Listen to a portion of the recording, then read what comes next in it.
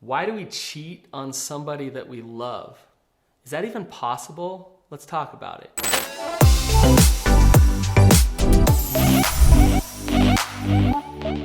It sure doesn't seem like you love somebody if you're willing to cheat on them. But I've actually seen a lot of people cheat on people that they love. They've hurt the people that they love the most. Why would they ever do that? I'm going to show you why. I'm going to talk to you about the reasons and how to actually stop yourself from doing it in the future. I am known as the expert on the podcast, The Betrayed, The Addicted, and The Expert. The reason I'm known as the expert is because I specialize in treating betrayal trauma. I know how to work with a couple who's experienced infidelity. And for that reason, I've met with many, many people who have been cheated on or who have cheated on their spouses.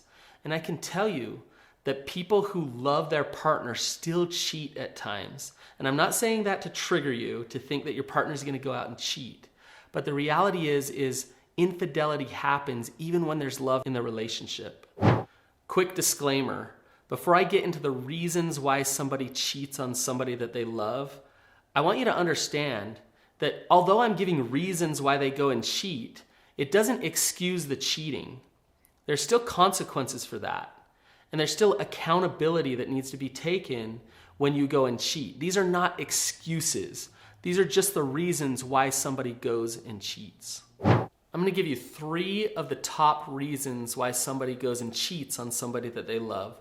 But before I do, remember to subscribe to my channel. I talk about betrayal trauma all the time. I give tools and information about how to heal from infidelity in a relationship.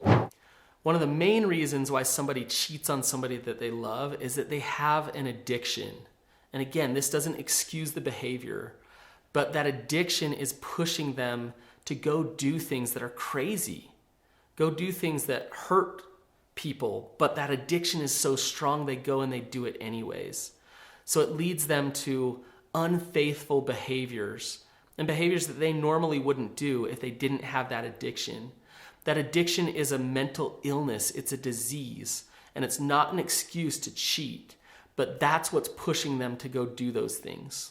I've worked with couples where somebody has gone and had sex with somebody that they didn't care for at all, and they loved their spouse so deeply and so much, but they're addicted to the rush, they're addicted to the risk.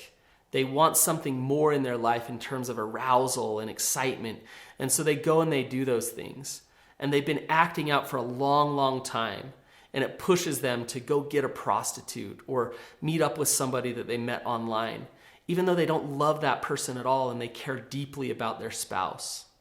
Another reason why somebody cheats on somebody that they love is because they haven't learned how to deal with resentment in a healthy way. They resent their spouse and they start to tell themselves stories. Instead of being honest and open and boundaried in their communication, they blame their spouse. They play the victim to their spouse. And that justifies them going to do bad things in the relationship. When it comes down to it, they care deeply about their spouse, but they haven't learned how to communicate effectively, how to be heard, and how to be honest in the relationship. And that leads at times to stepping out of the relationship. Just because you resent somebody, it doesn't mean that you have to cheat on them.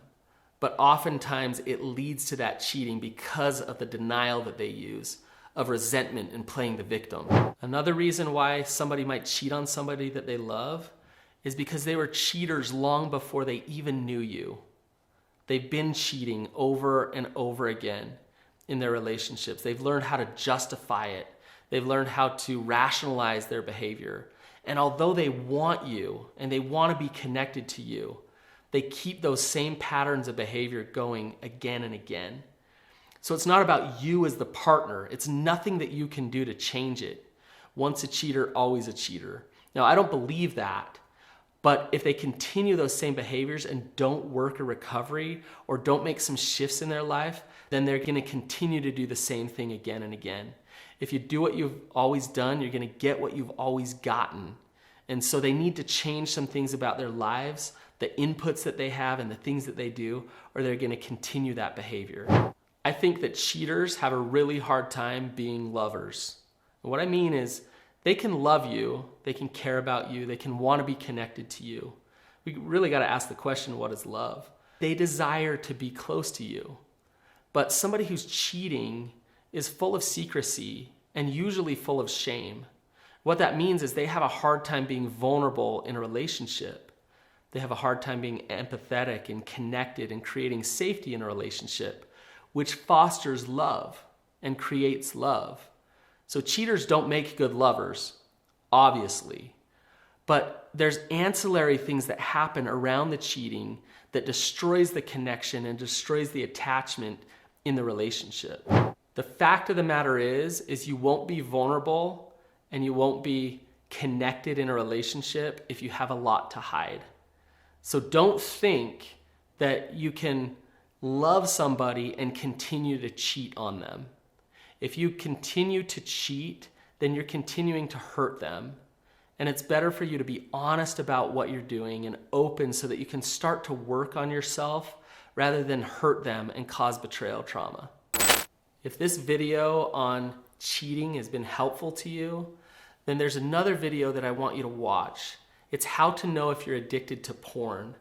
Porn is interesting because sometimes partners feel like they're totally being cheated on because you're looking at porn. You don't need to go have sex with another person for them to feel betrayal and to feel betrayal trauma.